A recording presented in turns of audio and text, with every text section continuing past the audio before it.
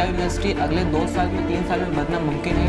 क्या ही खूब होता कि मर्द को वैसा भी तो दिखाया जा सकता था कि जहां वो औरत को 2 टके का ना देता।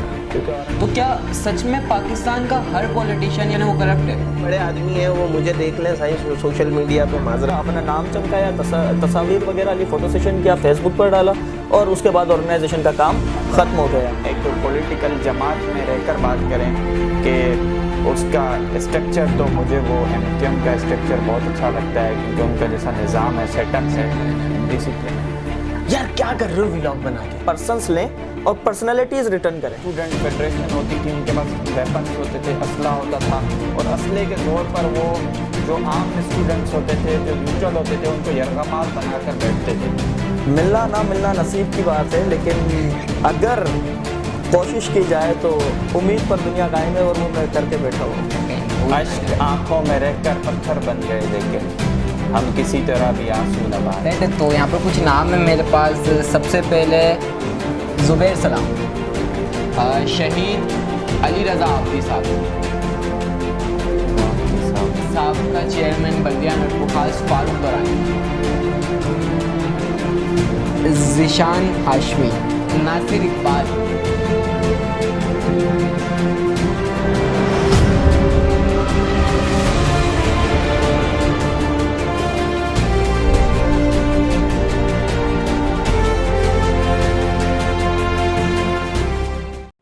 देखती आंखों और सुनते गानों को सलमान हकीक का सलाम।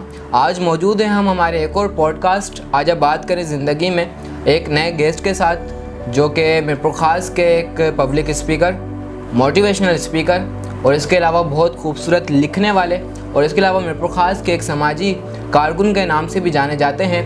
तो आइए आप लोगों की भरपूर मोहब्बत के साथ मतानत भाई, मतानत हुसैन। कैसे हैं मतानत भाई? वालेकुम सलाम, कैसे हैं?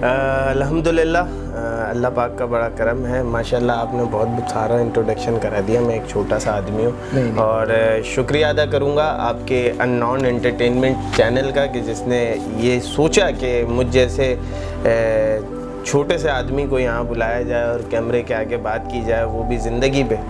मतानत भाई, मैंने तो जितनी मेरी हैसियत और इस्तात थी उस हिसाब से आपका इंट्रोडक्शन करवा दिया। अवाम को अगर आप खुद अपने अल्फाज में अपने बारे में बताएं, किस किस पेशे से आपका ताल्लुक़ है, बचपन से लेकर अब तक आपने क्या क्या एफ़र्ट्स, स्ट्रगल वगैरह, मतलब ऑल अबाउट योर लाइफ, वो आप थोड़ा बताएं। ज़िंदगी की एक जर्नी है, यादें हैं और यकीनन आपके साथ, मेरे साथ, हर एक के साथ वो चीज़ें जुड़ी होती हैं।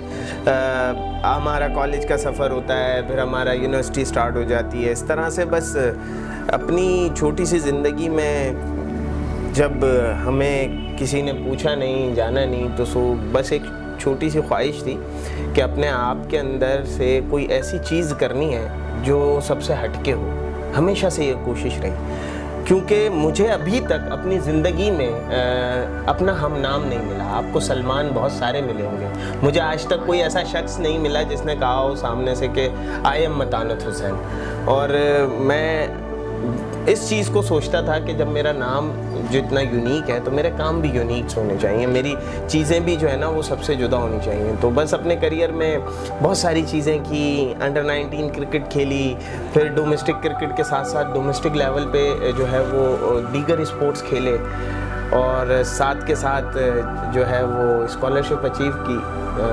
इसी मीरपुर ख़ास के शाह अब्दुल लतीफ़ कॉलेज से इंटर जब कंप्लीट हो रहा था हमारा, तो मेरे एक दोस्त ने मुझे उस स्कॉलरशिप के बारे में बताया और IBA की जब स्कॉलरशिप अचीव की। लेकिन जब आपकी ज़िंदगी में कुछ हर्डल्स आ जाते हैं और मेरे बाबा की जब शहादत हुई तो उनकी शहादत के बाद यकीनन मैं वो जो मेरा एक स्टडी टेम्पो था IBA का, वो मैं बरकरार नहीं रख पाया और शायद मैं उस चीज़ को अचीव नहीं कर पाया। लेकिन मैं रुका नहीं और हडल्स आते रहे। मेरा यही माइंडसेट था और आज तक है कि कुछ ऐसा किया जाए कि एक शजर ऐसा भी लगाया जाए, एक शजर ऐसा भी लगाया जाए जिसके होने से पड़ोस के आंगन में साया जाए। तो ये चीज़ अभी भी जारी है और मुख्तलिफ़ औकात में बहुत सारी ऑर्गेनाइजेशंस के साथ जॉब्स करते रहे और यकीनन आज भी उस जस्तजू में मैं ख़ुद हूँ कि मुझे लगता है कि अभी और काम करना है, अभी मैं सीख रहा हूँ, अभी और सीख रहा हूँ। और आप जैसे भाइयों से तो मैं यकीनन बहुत सारी चीज़ें सीखता रहता हूँ। बिल्कुल बिल्कुल, बल्कि हम आपसे बहुत कुछ सीखते रहते हैं, क्योंकि जब से मैंने इस फील्ड में आया तो मतानत भाई से ताल्लुक़ जुड़ा, और उस ताल्लुक़ में बहुत सी ऐसी चीज़ें जिससे मैं नाशना था वो मुझे खुद सीखने को मिली। तो मतानत भाई, अच्छा आज के जो हमारा टॉपिक है हम उसकी तरफ बढ़ते हैं। अच्छा, आज जिस टॉपिक पे हमने बात करने का सोचा है कि लिखने वाले पाकिस्तान में, आपने एक ज़माना देखा था कि जिसमें अशफाक अहमद, बानो कुदसिया, अनवर मकसूद साहब ये लिखते थे, इनके ड्रामे वगैरह चलते थे। और एक ज़माना अभी है जिसमें खलील रहमान कमर, उमेरा अहमद और बेशतर लिखने वाले हैं। तो ज़रा अगर कंपेयर किया जाए कि वो वक्त था जो लिखने का और अब जो लिखा जा रहा है, क्या बेहतर है? और ये जो आवाम है, जो हमारी यूथ है, उसको कौन से ड्रामों की, वो जो पहले लिखा जा रहा था उसकी ज़रूरत है, जो अभी लिखा जा रहा है उसकी ज़रूरत है? अगर आप दौर की बात करते हैं, कंपैरिजन की बात करते हैं कि माजी के दौर में ये सारी चीज़ें थीं जनाब वाला, अब नहीं है। माजी में लिखने वाले अशफाक अहमद थे, कुदरतुल्लाह शहाब थे, बानो कुदसिया थीं, और अनवर मकसूद साहब थे, फातिमा सुरैया बजिया साहिबा थीं। ये वो नाम थे जो हकीकत में मोहब्बत पसंद वाले लोग थे। मैं आपको अगर चैलेंजेबल बात कह रहा हूँ, आप मुझे कोई एक लाइन या कोई एक अखबार का इंटरव्यू उठा के दिखा दें जिनके आपने नाम लिए, इन्होंने किसी शख्स को ऐसा क्रिटिसाइज किया हो कि उसके दिल पे बात गिरा हो। कोई एक लाइन उनकी कोट करके मुझे बता दें कि जनाबे वाला ये जो है ना, वो आपने जितने भी राइटर्स के नाम लिए, कुदरतुल्लाह शहाब और जितने भी अशफाक अहमद, बानो कुदसिया, अनवर मकसूद साहब, ये इनकी कोई लाइन ऐसी कोट कर दें कि इन्होंने किसी के साथ अगर मजाक भी किया है तो उसको बुरा लगा। इवन कि मैं खुद इस बात का सोचता हूँ कभी कभी कि ये मोहब्बत करने वाले लोग थे। खलील रहमान कमर साहब बहुत बड़े राइटर हैं, बहुत बड़ा और बहुत अच्छे राइटर हैं, लेकिन क्या ये खूब है कि देखने वाले भी अब उस तरह के नहीं हैं। देखने वाले भी उस तरह के नहीं, देखने वाले भी उस तरह के नहीं हैं। देखिए, मैं अपने दौर की बात करूं कि मैं उस दौर का टीवी देखने वाला हूं जब अंधेरा उजाला एक एपिसोड्स आते थे पीटीवी पे, और उसमें एक डायलॉग होता था कि मैट्रिक पास हूँ डायरेक्ट हवलदार। और उस तरह के ड्रामे अब नहीं बनते। आपको याद होगा कि जब 6 सितंबर या कोई भी हमारा नेशनल डे आने वाला होता था तो उसमें स्टोरीज़ आती थी ISPR की तरफ से, क्योंकि ISPR अब हमारे पास बड़ा फेमस हो गया है। तो उस वक्त जो है इदारे की तरफ से ड्रामे बनते थे जिन्हें निशान हैदर मिला हुआ है। राशिद मिनाज का ड्रामा आपको याद होगा। इसी तरह से कैप्टन सरवर के ऊपर शूट किया हुआ ड्रामा, मेजर अजीज़ भट्टी साहब के ऊपर शूट किया हुआ ड्रामा। तो ये चीज़ें थी पॉजिटिविटी की तरफ। लेकिन दौर बढ़ रहा है, जिस तरह के लिखने वाले हैं उसी तरह के देखने वाले हैं। शायद यकीनन सच्ची बात को छुपाकर या तोड़ मरोड़ के अब पेश किया जाता है और लिखा नहीं जाता। और जो असल लिखारी था, क्योंकि मैं सादत हसन मंटो की बात करता हूँ कि वो एक ऐसे लिखने वाले थे कि उनके नाम पर 2 फिल्में बन गई, लेकिन उनकी ज़िंदगी में उन पे आधा दर्जन मुकदमे हुए। बेशक उन्होंने मुकदमे झेले और वो 40 साल के लगभग के अरसे में या इससे ज़ायद के अरसे में इंतकाल कर गए। ये क्या था? यानी लिखने वालों की, अच्छे लिखने वालों की हमने कदर या तो उनकी ज़िंदगी में नहीं की, या उनकी ज़िंदगी के बाद जाके जो है हमने उनके बारे में यूट्यूब पे या अब जो डिजिटल मीडिया है हमारा, जिस तरह से आपके ये चैनल्स हैं, उन लोगों ने इस पे काम स्टार्ट किया। ये एक बहुत अच्छा इक़दाम है कि आप जैसा नौजवान बानो कुदसिया की बात कर रहा है कि जिसने राजा गिद्ध को पढ़ा होगा, लेकिन अगर राजा गिद्ध पे उसने ये सोच लिया कि मैं खुद से फिल्माऊंगा, तो मैं सोचता हूँ मेरे पास तो वो पीछे रह जाएगा, आपका राजा गिद्ध हिट हो जाएगा। राजा गिद्ध। अच्छा मतानत भाई, आपने मंटो की बात की, सादत हसन मंटो साहब। अच्छा, मैं खुद भी पर्सनल उनको पसंद करता हूँ, लेकिन सादत हसन मंटो को जो बड़े बड़े लिखने वाले हैं, उन्होंने खुद को उनको यानी बानिया फाहिश निगारी उनको करार दिया। तो मतलब, और वो जो उन्होंने लिखा है, मतलब बेशक आपके भी सामने, मेरे भी सामने, मैंने भी पढ़ा है, काली शलवार, ठंडा गोश्त, ये सब मैंने भी पढ़ा है। तो आपका क्या नज़रिया है मंटो के हवाले से कि क्या मंटो को आया ऐसा लिखना चाहिए था या नहीं लिखना चाहिए था, या तो उसने लिखा, हमारे जहन इस काबिल नहीं है कि मंटो को हम समझ पा रहे हैं? हाँ, मामला मैंने क्या है? पानी पिया ताकि मैं अपने अंदर के उस इंसान को शांत कर सकूं जो एक कोई भी शख्स होता है, जैसे लफ्ज़ है दादागिरी, तो मंटो गिरी जो थी ना, और मंटोइयत जो थी उसके लिखने में, उसको किसी ने देखा नहीं उस हाथ से।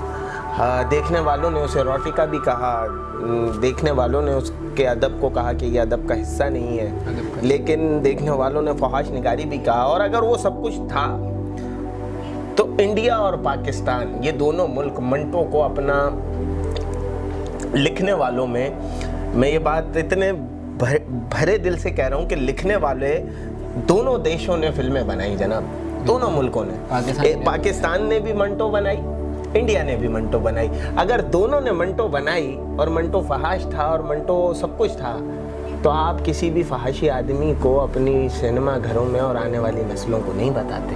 आप अपने हीरोज़ के बारे में बताते हैं, आप अपने जो अलमबरदार होते हैं सच्चाइयत के, उसके बारे में बताते हैं, जो अपने काम से मुखलिस होते हैं उसके बारे में बताते हैं। और मंटो इतना बड़ा पाकिस्तानी था, इतना सच्चा पाकिस्तानी था कि बम्बई जहाँ से उन्होंने अपना करियर स्टार्ट किया, गालिब मंटो ने लिखी है।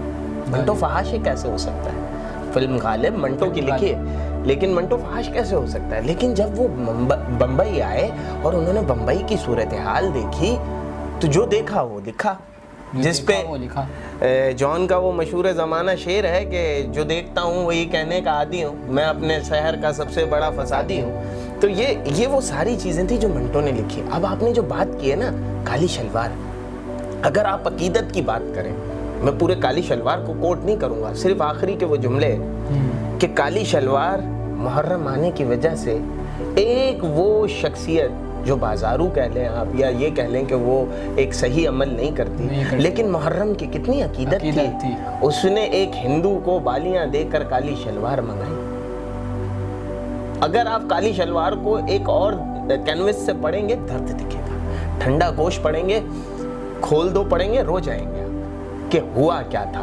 आप अपने ऊपर एक कैफियत तारी करें कि आप एक ट्रेन से आए हो, आपकी एक बहन हो या बेटी हो आपसे जुदा हो गई हो, आपसे भीड़ में कहीं खो गई हो, और जब आप उसका जनाजा देखें या आप उसकी डेड बॉडी देखें, और एक ऐसा अलमिया अगर आज मैं खोल दो को रिपीट करूं तो ज़ैनब क्या है, ज़ैनब जैसी हादसे होना क्या है, ये खोल दो मंटो उस वक्त लिख रहा था। और मैं मंटो के लिए हमेशा से एक बात कहता हूँ, मंटो जिंदाबाद, क्योंकि इतना दर्द मैंने किसी राइटर की तहरीर में नहीं देखा। मुझसे यकीन जानिए कि मंटो को जो लोग फहाश कहते हैं, शायद उनके अपने जहन में कहीं फहाशी होगी, लेकिन मंटो ने जो लिखा उसमें काफ़ी दर्द। मतानत भाई, अच्छा मंटो के अलावा अगर अभी हाल ही के एक लिखने वाले खलीलुर रहमान कमर साहब की मैं बात करूँ, उनका एक हालिया का बड़ा मशहूर ड्रामा मेरे पास तुम हो,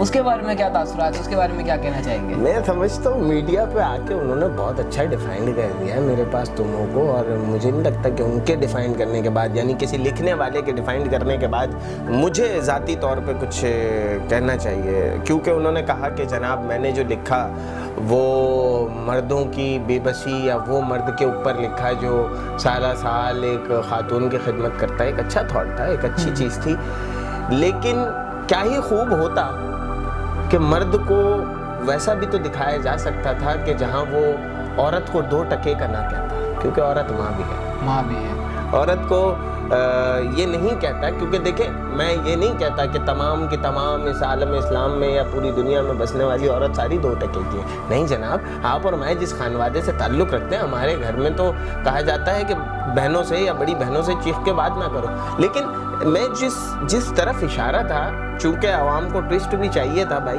तो शायद उन्होंने वो रखा हो, लेकिन मेरा अपना ज़ाती ख्याल ये है कि अगर वो 2 टके की थी तो 2 टके के घर जाके अटैक नहीं आना चाहिए, और अगर वो 2 टके की थी तो 2 टके के दर पे नहीं मरना चाहिए था, अपने रोड पे आप गिर जाते। लेकिन खलीलुर रहमान साहब बड़े आदमी हैं, वो मुझे देख लें सोशल मीडिया पे, माजरत, वो बड़े जज्बाती अंदाज में उसका रैपिड फायर भी करते हैं, और डिजिटल मीडिया का दौर है।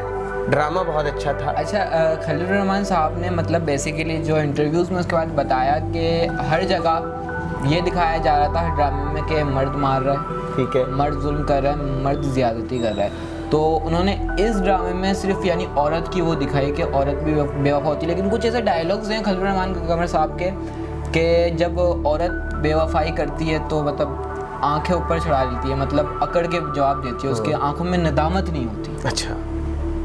और अगर मर्द बेवफाई करता है तो मतलब वो बिल्कुल ही वो हो जाता है। लेकिन मैंने ऐसे वाक़यात भी इस ज़माने में देखे कि मर्द बेवफाई कर कर भी मर्द भी आंखें चढ़ा लेता है, मर्द की आंखों में भी कोई निदामत नहीं होती। अच्छा।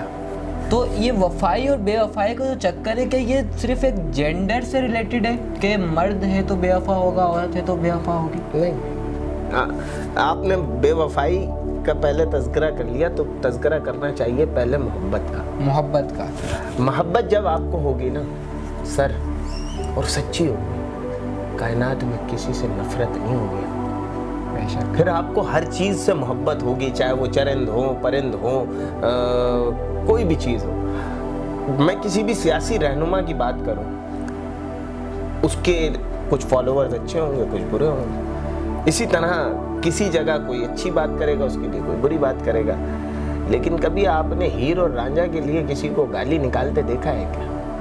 जब मोहब्बत होती है ना आपको सच्ची वाली, तो लोग भी आपसे मोहब्बत करते हैं। और जब आपको सच्ची वाली मोहब्बत होती है ना, तो फिर आपको समाज से भी मोहब्बत होती है, चरिंद से, परिंद से, आसमान से, ज़मीन से। आप सारी जगह बड़ी आजिज़ी से चलते हैं, इनकसारी से चलते हैं, बहुत पोलाइट रहते हैं। और जब साहब आपको बेवफाई नहीं, हवस होती है ना, फिर आप आंखें भी चढ़ाते हैं, दबदबा भी दिखाते हैं, रोब भी दिखाते हैं। और हाँ जी, अपने से जो कमतर लोग हैं उनसे तो बात करना भी पसंद नहीं करते। तो मैं समझता हूँ बेवफाई कह लें या इस चीज़ को ये कह लें कि जनाब ये जो है वो एक ट्विस्ट है कि बस हवस है। और हवस जब आपके अंदर आ जाए किसी भी चीज़ की, चाहे वो कद बड़ा करने की हो, घर बड़ा करने की हो, बैंक बैलेंस बड़ा करने की हो, गाड़ी बड़ी करने की हो, तो फिर आप आदमी जो है, आदमी वो छोटे हो जाते हैं, इंसान भी छोटे हो जाते हैं।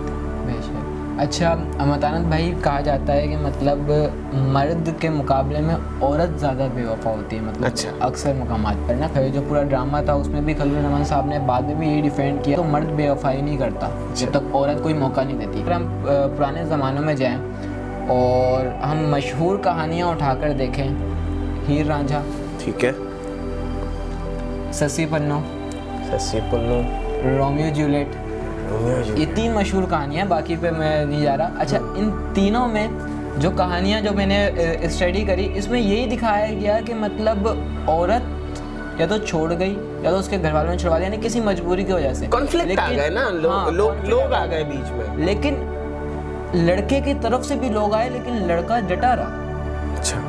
और वो आखिरी वक्त तक डटा रहा, अपनी आखिरी सांस तक। अच्छा, मैं आपको बताऊं, कभी कभी जब हम मोहब्बत की बात करते हैं तो हम माशरे के जो थर्ड पार्टी लोग होते हैं ना, एक तरफ थे हीर और रांझा, एक तरफ काजी और चूचक, एक तरफ थी जनता सारी, एक तरफ थे चंद घराने। तो जब ये सारी चीज़ें होती हैं, ये समझने से बालातर हो जाती हैं चीज़ें कि ये हो क्या है। देखिए, कुछ चीज़ों का अंजाम जो है ना वो नहीं होता, कुदरत की तरफ से नहीं होता, तो उसको खूबसूरत मोड़ देकर मैं समझता हूँ छोड़ देना चाहिए। और वो खूबसूरत मोड़ जो है वो आप रहें ना रहें वो किस्सा रहेगा। आपने इतने सारे नाम लिए, पंजाब का ही एक है मिर्ज़ा ज़ैबा। ये बहुत मशहूर कहानी है, साहिवाल वाले बेल्ट की है, आई थिंक सो, वहाँ पे लोगों से सुनी है मिर्ज़ा ज़ैबा। ये वो अब सस्सी पुन्नू या हीरो रांझा या रोमियो जूलियट से बहुत बहुत बहुत आगे की बात है कि हमारे माशरे में आज कोई लोग लड़का लड़की को पसंद नहीं करता। ये फितरत है सर, ये फितरत है। और अगर कोई पसंद कर ले तो सबसे पहला आता है मसलक। चलो जी, मसलक भी एक हुआ, फिर आता है जनाब वाला ज़ात। अच्छा जी, ज़ात में भी कोई ऊंच नीच का बीच का रास्ता निकाल लिया समझदारों ने, दानिश्वरों ने। फिर आता है हमारे पास लड़की की तालीम या लड़के की तालीम। ठीक है जी, दोनों की तालीम भी मैटर हो गई, किसी तरह सॉर्ट आउट कर दी। जो थर्ड पार्टी होती है वो शायद आती ही इसलिए है कि वो कहीं ना कहीं काट करे, कहीं ना कहीं कॉन्फ्लिक्ट डाले दोनों के बीच में। अगर आप ये समझते हैं कि औरत बेवफा है, या आपका ये समझना है कि जनाबे वाला मर्द बेवफा है, तो मैं समझता हूँ कि हम एक ऐसे माशरे में रहते हैं सलमान भाई कि जहाँ हम औरत की मजदूरी अदा नहीं करते, औरत की मजदूरी अदा नहीं करते। और चंद लोग ऐसे बीच में आ जाते हैं, वो फिर मर्द भी हैं और औरत भी, जो शायद मोहब्बत करने वालों को मिलने नहीं देते, खुशियों को शायद उनके अंदर ही एब्जॉर्व करने की वो कुव्वत नहीं है। मैं ये कहूँ कि जनाबे वाला सलमान हकीक कमाता कितना है, अरे कमाने को छोड़ो, खुश रखने का अंसर है उसके पास, ठीक है। अच्छा जी, उसके पास जॉब नहीं है, घर नहीं है, हो सकता है वो उसको पाने के बाद उसके लिए आखिरी सांस तक लड़े धड़े, और जिसके पास ये सारी चीज़ें हों वो आपकी उस बेटी से मोहब्बत ही ना करे, वो उसको एक अपना सर्वेंट के तौर पे इस्तेमाल करे, तो ज़िंदगी हसीन है, ज़िंदगी खूबसूरत है, इसको बस जीना चाहिए।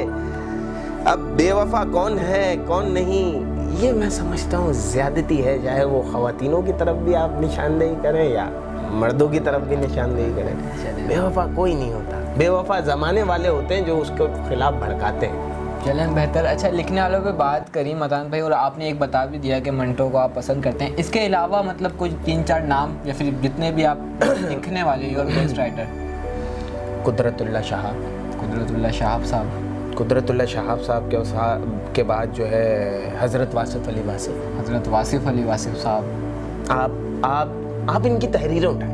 मैं कह रहा हूँ डिजिटल मीडिया, आप जैसे यूट्यूबर पाकिस्तान में बहुत सारे, यार क्या कर रहे हो व्लॉग बना के, पुरानी जगह ही दिखा रहे हो ना भाई। आज रानी कोट गए, जी आज हम जो है उन्जा में इस जगह हैं, और पुरानी दास्तानें दिखा रहे हैं। मैं हमारे इलाके से खैबर पख्तूनख्वा में, हमारे गांव से आगे, अटक से आगे दरिया काबुल है, उस पर बड़ी सारी दास्तानें, लोग व्लॉग बना के आते हैं। आप व्लॉगिंग कर रहे हैं, उसका ऊपर आपको व्यूज़ मिल रहे हैं, सारी चीज़ें हो रही हैं। क्या ही खूब है कि आप जनाबे वाला इन लोगों के लिखे हुए को नए तर्ज में ढालिए। अगर आप ढाल गए, आपको याद है कोई आपने एक ड्रामा ऐसा देखा हो जिसमें वली का रोल आया हो, औलिया अल्लाह की बात की गई हो, ये बताया हो कि ये जितने भी दरवेश थे इन्होंने दीन की खिदमत कैसे की, इंसानियत की खिदमत कैसे की। हिंदुस्तान पाकिस्तान मतलब इंडो पाक भरा पड़ा है औलिया अल्लाह से, बिल्कुल। और ख्वाजा गरीबुल नवाज रहमतुल्लाह अलैह ताला की यहाँ पर तालीमात से लोग मुसलमान हुए। अच्छा मतानत भाई, मतलब आप लिखते भी हैं? ये बात अगर कहा जाए कि मुझे लिखने का शौक है तो ठीक हो, लिखारी खुद को मैं नहीं तस्लीम करता अभी तक। अच्छा, मतलब फिर भी उस कोशिश में तो कुछ ना कुछ तो आता हुआ होगा, आमद हुई होगी, तो कुछ सुना दें अपने नज़म, गज़ल, कलाम, अफसाना, कुछ भी। यार मैंने अपनी बहन के लिए, अच्छा मैं आपको इसके पीछे थोड़ा सा वक्त दूंगा ज़्यादा आपका, जी जी जी, क्योंकि ये बात दिल की है कि मैं एक इदारे से मुंसलिक था और मेरी पोस्टिंग जो है वो पेशावर में थी, और जनाबे वाला मैं पेशावर में था, और मुझे जब वालिदा ने बताया कि हमशीरा के लिए रिश्ता आया है, और वो बड़ी हमशीरा जो है वो इतनी मेरे लिए जो है ना वो मेरी माँ की जगह है बिल्कुल। वो आज भी मुझे इस उम्र में भी, जब कि मैं बहुत सारी चीज़ें कर रहा हूँ, वो मुझे आज भी यहाँ अगर देखें और मेरे बाल ख़राब हो तो मुझे थप्पड़ मार के कह सकते हैं कि क्या हाल बनाया हुआ तुमने। तो जब मुझे ये चीज़ बताई वालिदा ने कि रिश्ता आया है और सारे खानवादे ने जी फैसला किया है कि जल्द से जल्द तारीख़ रखी जाए, तो आपका होना लाजिम है, तो मैंने कहा कि मैं आ नहीं सकता, क्योंकि मैं पख्तूनख्वा के एक बड़े पसमानदा से इलाके में मेरी पोस्टिंग थी। तो बस वहाँ से मुझे ये ख्याल आया कि आप लोग बड़े बूढ़े फ़ैसला कर लें, मैं जो तारीख़ होगी उससे कुछ दिन पहले छुट्टी लेकर आ जाऊँगा, क्योंकि यहाँ छुट्टियों का थोड़ा सा इशू चल रहा है, और अगर मैं छुट्टियाँ ज़्यादा लेता हूँ तो मेरी सैलरी का इशू होगा। वालिदा ने तारीख़ मुकर्रर कर दी, तो मैं एक जगह था, उस जगह का नाम अब पता नहीं क्या है, लेकिन उस जगह को वैसे एक इलाका है पख्तूनख्वा का और पहाड़ी इलाका है सारा, वहाँ मैं एक पहाड़ के साथ छोटे छोटे से टीले टाइप बने होते हैं, वहाँ टेक लगा के बैठा और अपने बचपन की वो सारी यादें रिकॉल करने लगा जो मेरी हमशीरा के साथ गुजरी, साइकिल चलाने से लेकर रेस लगाने तक का सफ़र, उनके साथ स्कूल जाना आना, उनका खाना बना कर देना। तो फिर ये नज़्म शायद मैंने पहली बार उनके लिए लिखी और मैंने कहा कि यही तोहफ़ा है जो शायद मैंने उनको कार्ड पे लिख के दी थी और आज पहली बार मैं आपके चैनल के तवस्सुस से सुनाने जा रहा हूँ। चलें, बड़ा मज़ा आएगा। कि उनकी रुखसती की ये नज़म थी। सोचा था कि मैं रुखसती पे पढ़ूँ, लेकिन मसरूफियात ही बहुत थी, मैं पढ़ नहीं पाया, लेकिन मैंने कार्ड में लिख के दी अपनी हैंड राइटिंग में। और मेरी उर्दू की राइटिंग जो है वो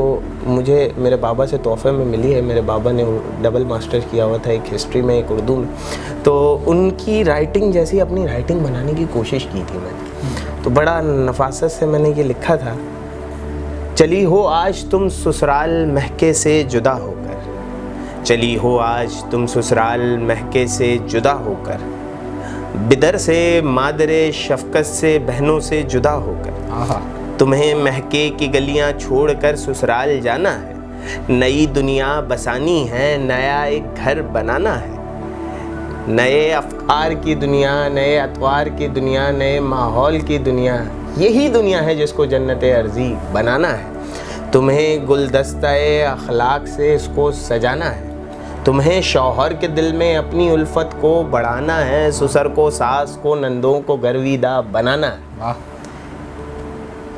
तुम्हें शौहर के दिल में अपनी उल्फत को बढ़ाना है, ससुर को सास को नंदों को गर्विदा बनाना है, हर एक किरदार से गुफ्तार से अतवार से अपने दिलों को मोह देना है, मोहब्बत को बढ़ाना है। यकीनन शाह गुजरेंगी ये नगमते जुदाई भी, मगर ये आजमाइश है राहतों तक रसाई भी।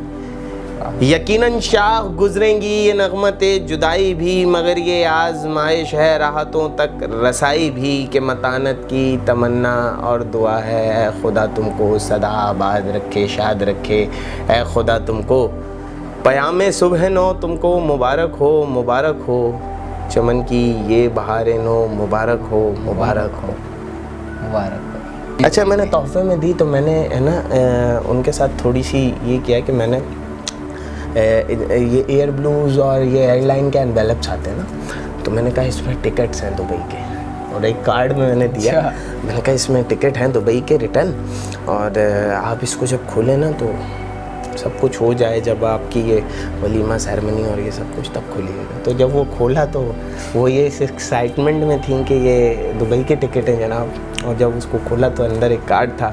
उन्होंने कार्ड को खोला तो वो यकीनन वो रोने पड़ी देखकर। उनको सबसे ज़्यादा कहा कि तुम्हारी, उनका जुमला था कि तुम्हारी राइटिंग और बाबा की राइटिंग बहुत मिलती है, और मुझे ऐसा लगा कि बाबा ने मेरे लिए लिखा है, तो फिर उनके पास वो आज भी महफूज है।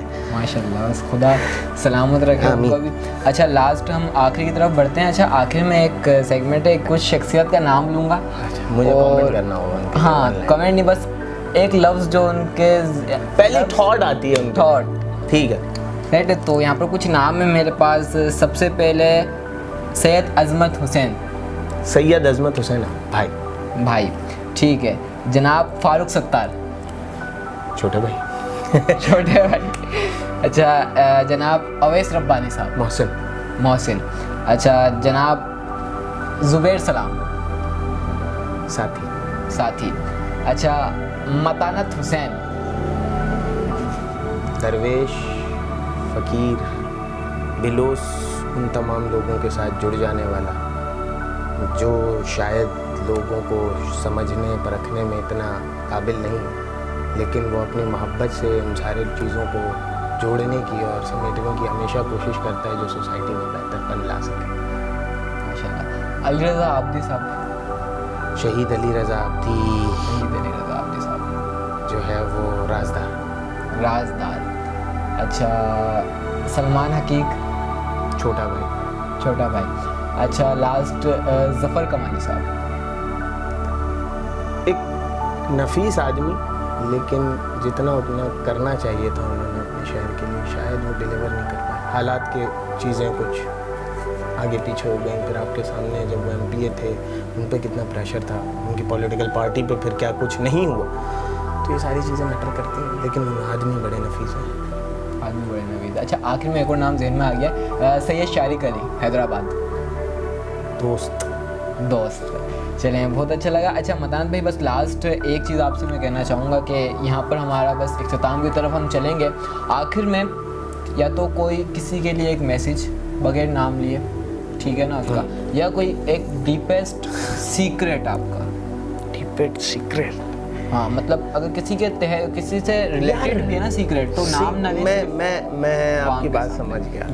मैं लिटरली, मुझे एक चीज़ का दुख, तकलीफ,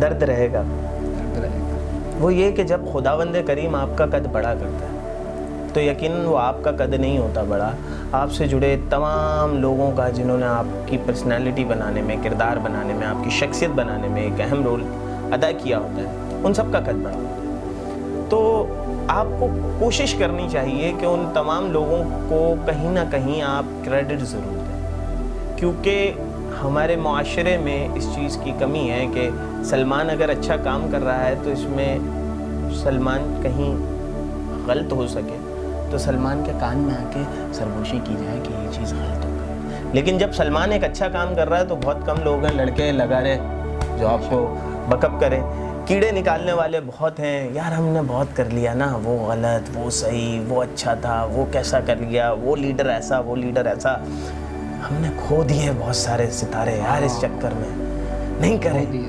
नहीं करें। सिंधी, महाजिर, पंजाबी, पठान, बलोच, सिराइकी, हज़ारेवाल, कश्मीरी, गिलगित बल्तिस्तानी, कब तक करते रहेंगे हम?